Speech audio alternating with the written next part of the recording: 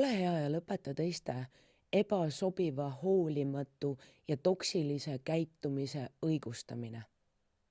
Sina oled see, kes loob enda elus reeglid. Sina oled see, kelle vastutus on õpetada teistele inimestele sinu ümber, kuidas on okei sind kohelda.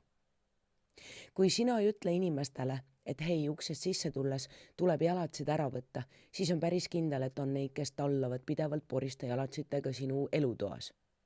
Ja sa võid elupäevad lihtsalt veeta nende tagant koristades. Kui sa ei ütle, et ei ole okei loopida prügi sinu tagahoovi, siis päris kindlasti on neid, kes ei viitsi minna oma toksilisi jäätmeid kuhugi konteinerisse viima ja hea meelega viskavad need sulle üle aia.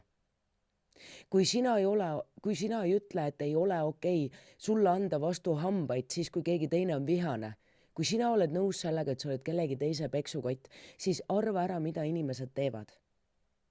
Inimesed ei kohtle meid nii, nagu meie väärime seda. Inimesed kohtlevad meid väga tihti nii, nagu me lubame neil endid kohelda. Ja kõik inimesed ei ole nagu meie. See on kusjuures hästi suur äratuskell, et sa võid olla erakordselt siiras ja heatahtlik inimene ja siis sa võid käia ringi maailmas ja uskuda ja loota, et teised on samasugused, aga ei ole. Me ei ole kõik samasugused ja isegi kui me oleme olemuslikult kõik head, siis meil on kõigil väga erinevad traumad ja taustalood ja meil on väga erinevad toimetulekuviisid. Aga sinu vastutus on hoida ennast, hoida oma ruumi ja ma ei pea praegu silmas ainult füüsilist ruumi. Ma pean ennekõike silmas nii mentaalset kui ka emotsionaalset ruumi sinu ümber. Ära muutu toksiliste jäätmete konteineriks kellegi teise jaoks. Sa ei pea omaks võtma ja läbi töötama või ära lahjendama kogu mürki, mida keegi teine sulle pakub.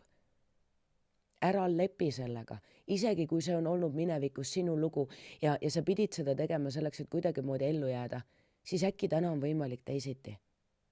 Aga kui sina ei ütle ei ja kui sina ei ütle okei, kui sina aktsepteerid, kui sina tolereerid, kui sa lubad teistel inimestel endaga niimoodi käituda, siis nad käituvad suga ka niimoodi. Me ei saa muuta teist, aga me saame väga selgelt väljendada, mis ei ole okei meie jaoks. Ja kui see tähendab ka mingisuguse inimese kaotamist, siis kas see on ikkagi päriselt kaotus?